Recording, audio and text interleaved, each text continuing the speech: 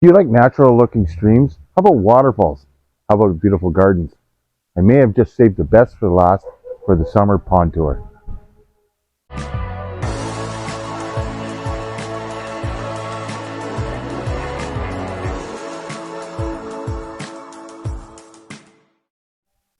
Welcome back to Stubbs Aquatics. If this is your first time visiting, I think you're in for a real treat. Also, think about subscribing, hit that like button, and also that notification bell. Well, as I said before, we're off to see a beautiful garden, and I have to admit, I've seen it before. Earlier this year, they just built it. It's just got the most amazing natural looking stream. It's just nicely planted. Uh, it's got everything. It's got waterfalls, rippling streams, fish, plants, and everything else in between. So come on with me and we'll go check this place out. I think you're really going to like it.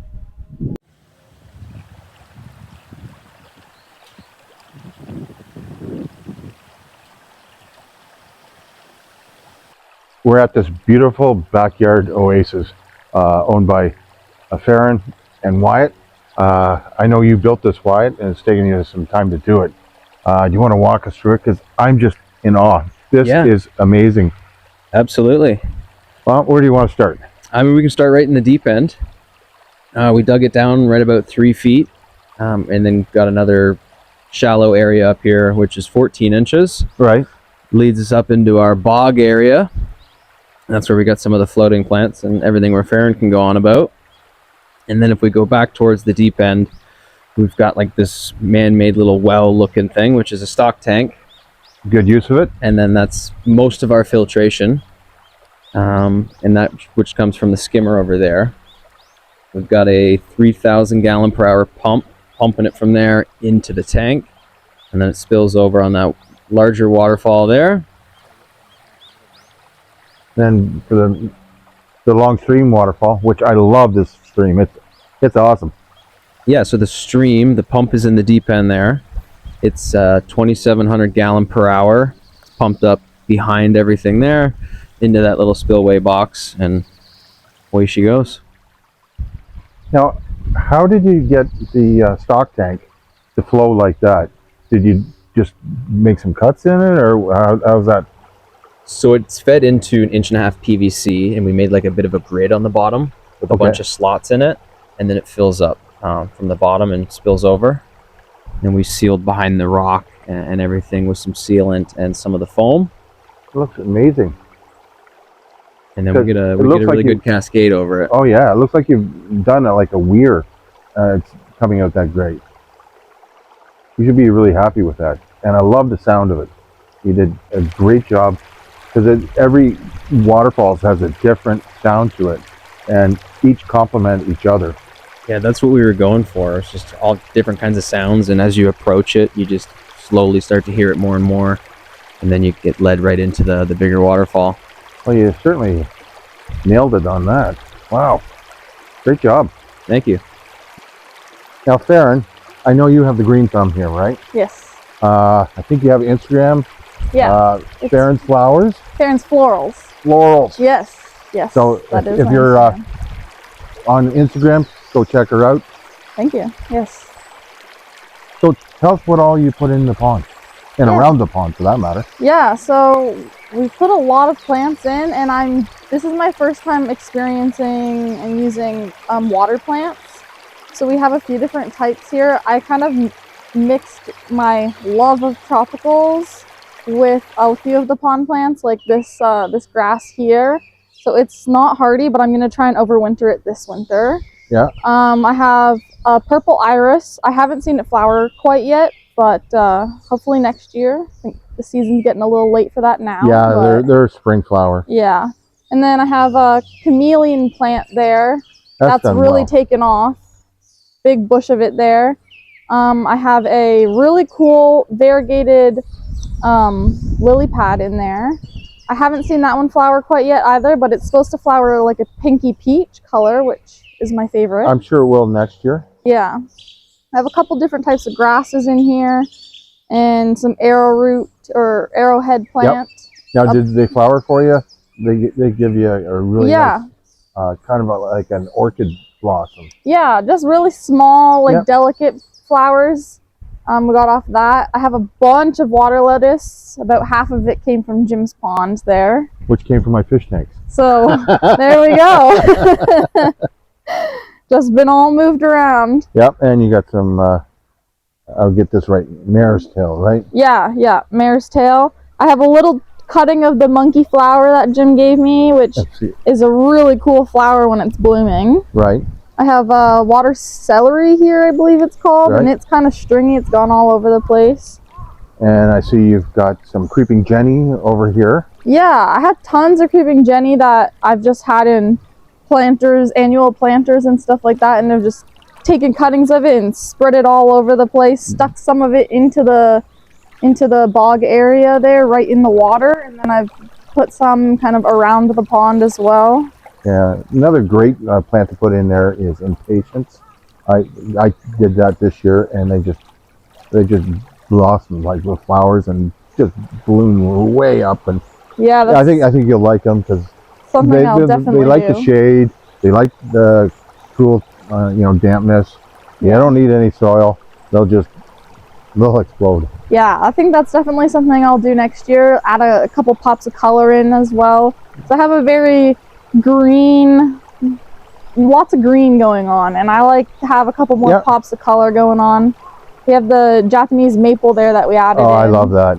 We're kind of going for that Japanese pond type scheme, so couldn't go without a Japanese maple there, and we got one that's kind of got a funky shape to it, so it's going to start growing over the river. Train it to grow over the river there. Well, it gives you that natural feeling, and I mean, you've done an amazing job, and it does, you have that Japanese garden vibe. Yes. With your plants and your greenery around it, whether it's evergreens that you've got in the ground here. Yeah, 2 blue rug junipers on either side of our little viewing rock area there, and then we'll train them to kind of grow in and around those rocks, hopefully.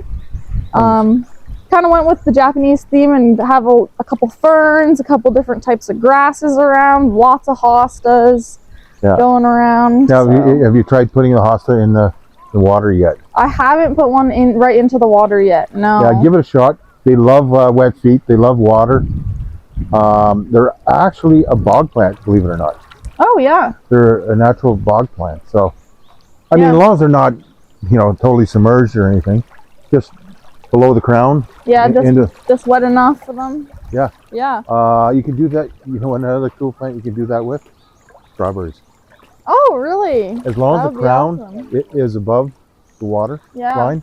Yeah. The roots are, because I've got, in another IBC tote, I've got mine growing in gravel. And they flourished. Yeah. And I told you, off camera about the zucchini growing like crazy. Yeah. So you got all kinds of vegetables you could be growing. Plus, if you do strawberries, just the flower and the fruit, it's going to give you a pop color, right? Absolutely. Yeah, that's something we're definitely going to try in next year, and probably have a couple of the little floating islands or something, and try and do a bunch of lettuce in there and stuff we can eat. That's also gonna, add some greenery to it. And I'm all for growing your own. I mean, we grow our own tomatoes, onions, peppers, corn. If you could think of it, carrots, whatever. It's so much. They actually have flavor. Like when you grow your own tomato, not the same as the grocery store. And you get a grocery store, you go, there's no taste to this. Yeah. So we did tons of hot peppers this year. Just behind us. We're gonna get into that. And in fact, I'm gonna bite into one of those before this is done. Yeah, absolutely. And if I start sticking my face into the water, you stuck a ghost pepper in there, or a Carolina Reaper this year, and then a couple. Did I call it creeper or reaper? Reaper. I meant to say reaper, but they creep up on you. They do. You're biting into it. This isn't that bad. This is, oh my god. Oh yeah.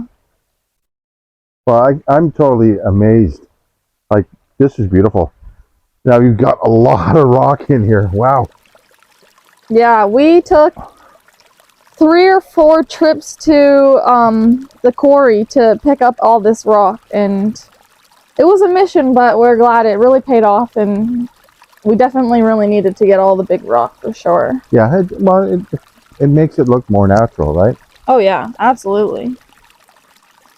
Yeah, we're right in around 3 or 4 tons, I think, with what's inside, outside, not really counting the pea gravel. It probably gets us maybe closer to the 4 mark, but a lot of rock to move. We didn't use a single machine. Well, other you than guys are ourselves. Yes, we were. We hand dug it all, hand placed all the rock, all of it. Jim and I, like our ponds, they're all hand dug and they're 6 feet deep.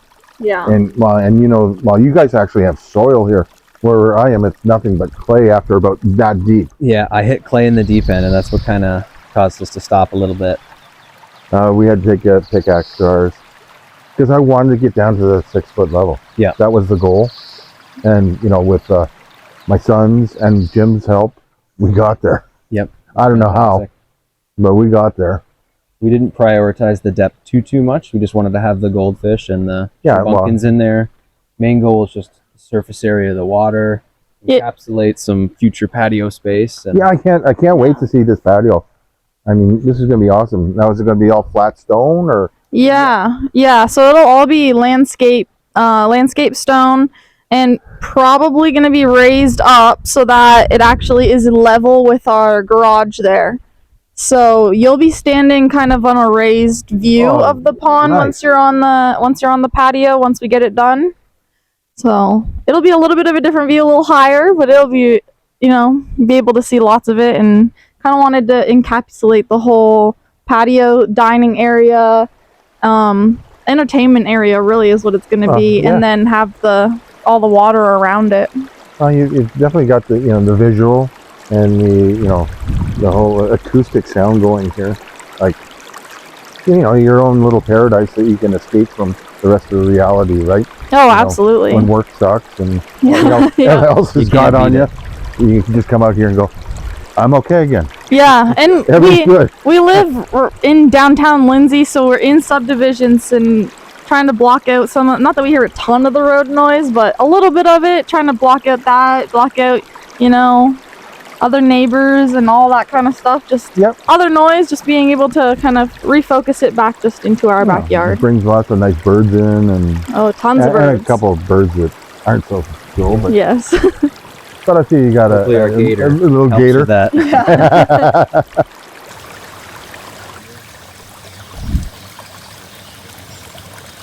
But what's the idea with all the pea gravel in here? Yeah, so our main purpose with the pea gravel was to create a barrier between the liner and our dog's paws, because he's a lab. Oh, okay, say no more. Loves the water, so we knew he was going to get in here right away. And we just didn't want his nails, he doesn't like getting his nails trimmed, so sometimes they are on the longer side.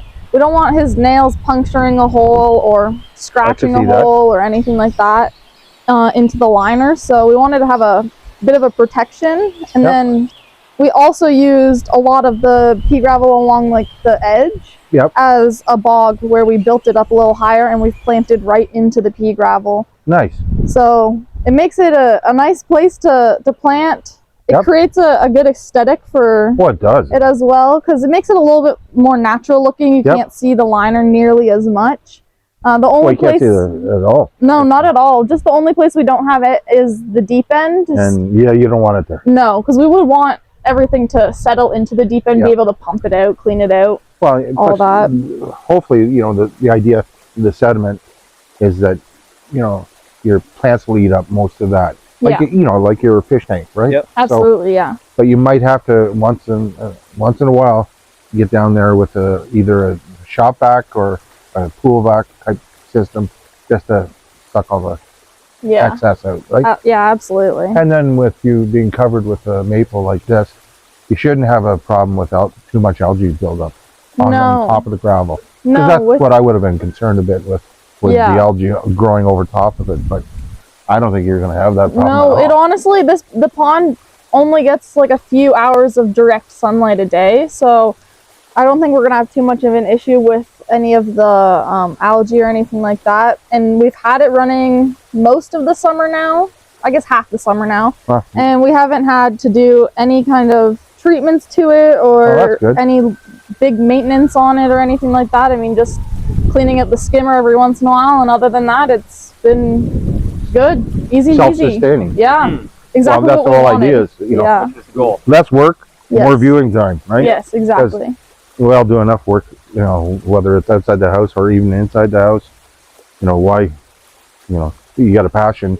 Yeah. Why do you have to constantly work at it? Yes, exactly. Yeah, definitely want to be able to enjoy it more than putting time into it. All right, I'm just throwing some floating food, and the floating food gets hit by the waterfall and gets sent right under. So the goldfish love to catch it once it gets sent through the waterfall there. So a little bit more, kind of miss the waterfall.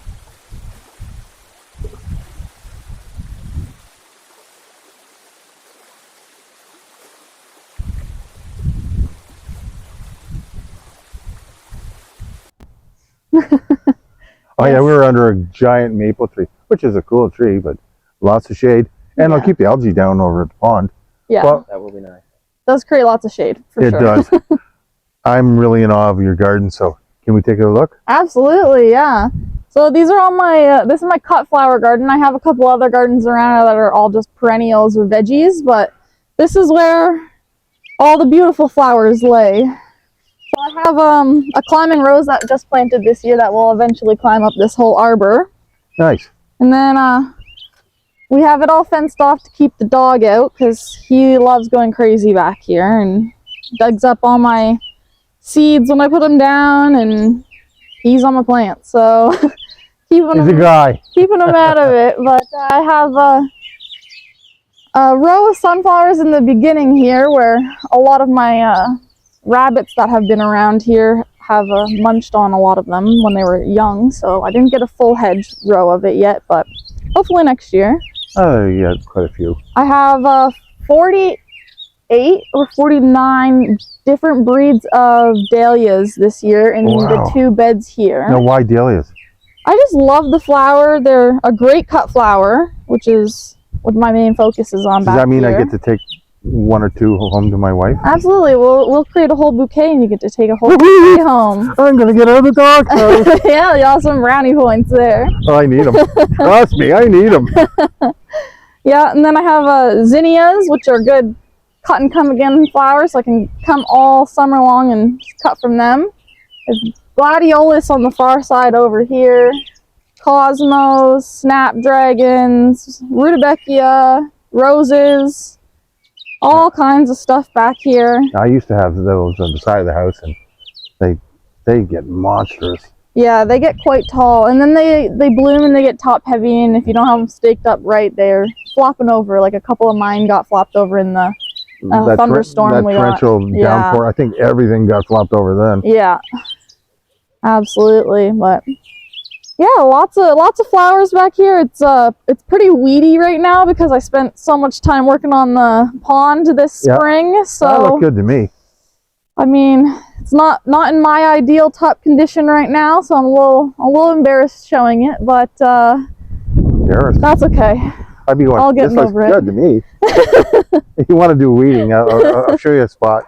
Well, this is cool. So, yeah, and then a lot of the soil that we took out digging out from the pond went back here and created this berm. Nice. It was a lot lower back here, so in the spring, this whole back area was a whole pond in and of itself, and not the kind we wanted. So we raised it up, which creates a little bit of a height so that our neighbor's water isn't all flowing into You mean Jim's?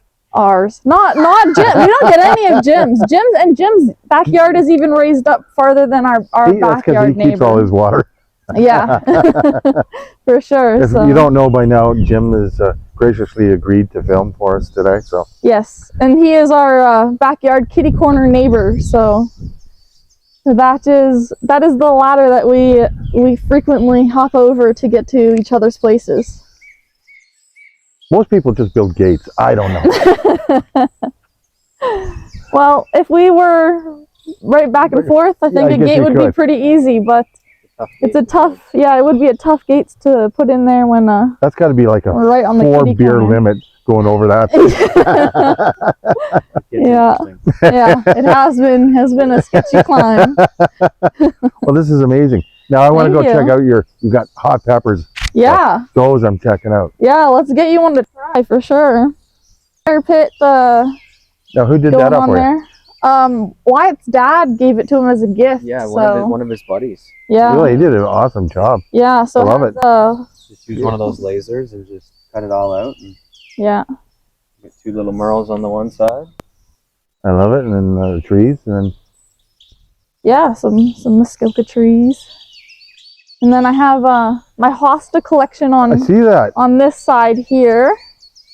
I love hostas and I get given a lot of hostas, so I have a mass collection of hostas over here. And then more hostas over here, but this one's just all the exact same, just kind of doing a nice ring around the massive maple tree that we have.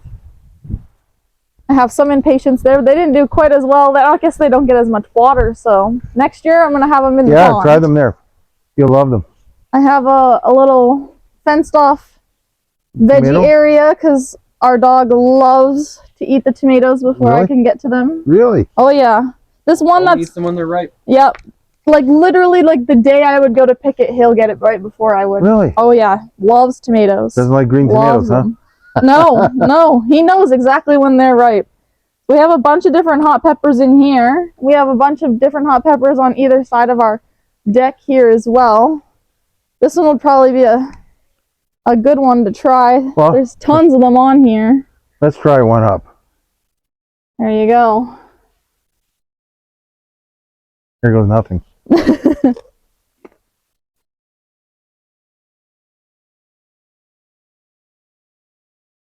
Wait for it. This one's not crazy hot, but it's got some kick to it. Got some kick. Yeah. Seeds and all. Definitely has some kick. Come bite, Jim. Coward. Who's eating? Yeah. Stuck it in there. Mm. Not too bad. Not melting your face off. Nope. My hair's good. No, my hair's up. Haven't broke out into the sweat yet. That's good. Well, I wanted to thank both of you so much for having us over and getting to know you and to see your beautiful oasis here. I have a gift card from Vandermeer's Thank Water Gardens you. there. You can buy just Thank about anything you ever thought of there, whether it's food for your fish or plants for your backyard or for your pond or ornaments or whatever else you can think of. So Yeah, I hope you can absolutely. enjoy it. Perfect. And thanks again for Oh, thank everything. you. I really appreciate it. No problem. Well, if you enjoyed this video, give me that thumbs up. Think about subscribing, share, and if I didn't say already, go check out Farron's Florals Yes. on Instagram. Thank you. From all of us at Stubbs Aquatics, I want to thank you for watching. Remember to hit that like button, think about subscribing, and hit that notification bell so you don't miss any upcoming videos. Thanks again. Remember, keep on keeping on. Bye for now.